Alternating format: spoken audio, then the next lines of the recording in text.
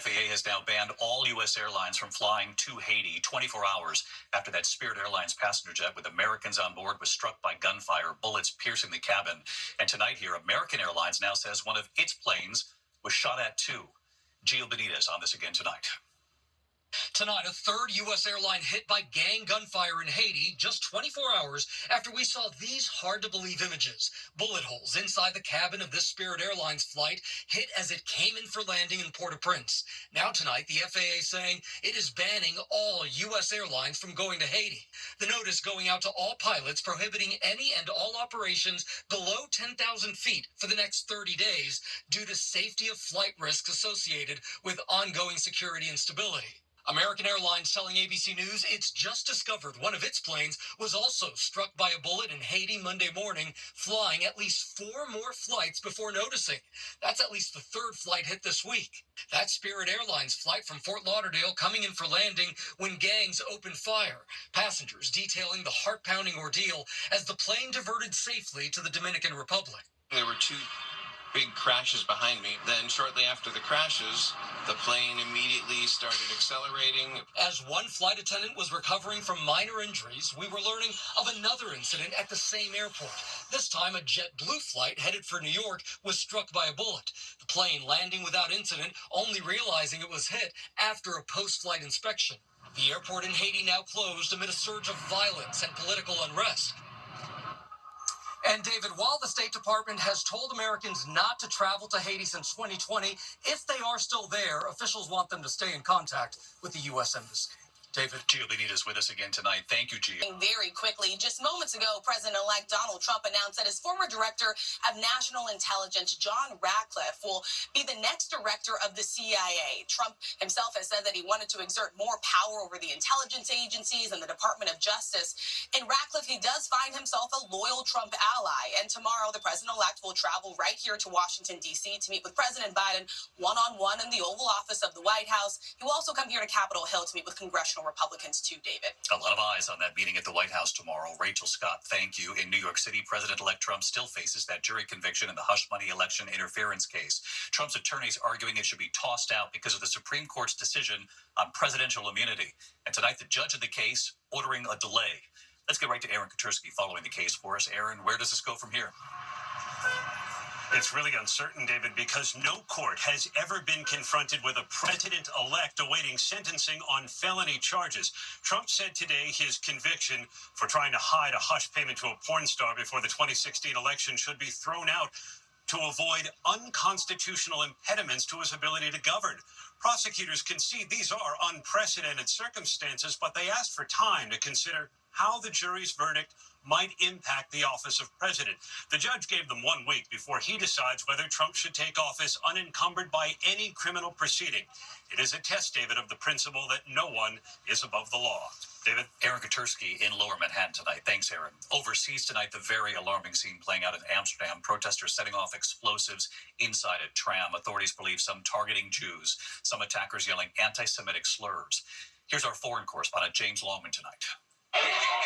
Tonight, Amsterdam again on edge after a night of violence targeting Jews. Rioters setting off explosives inside a tram, igniting a fire, filling the cars with smoke. Some of the attackers yelling anti-Semitic slurs, throwing bricks, leaving windows shattered.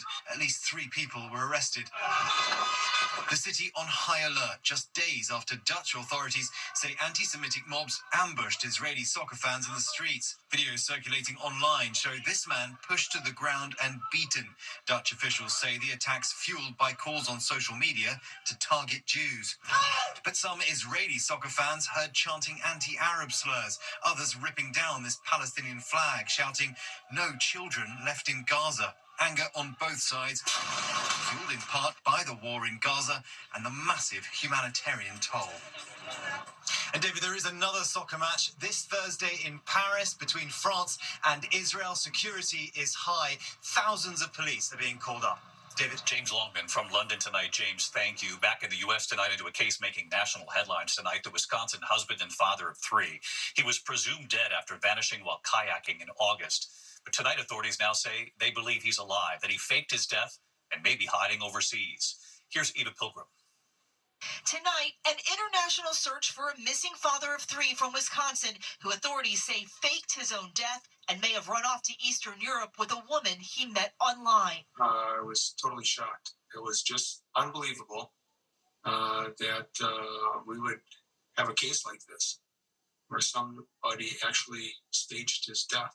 45-year-old Ryan Borgart vanished from Green Lake in Wisconsin in August. Police found his kayak, his car, along with his wallet, keys, and license.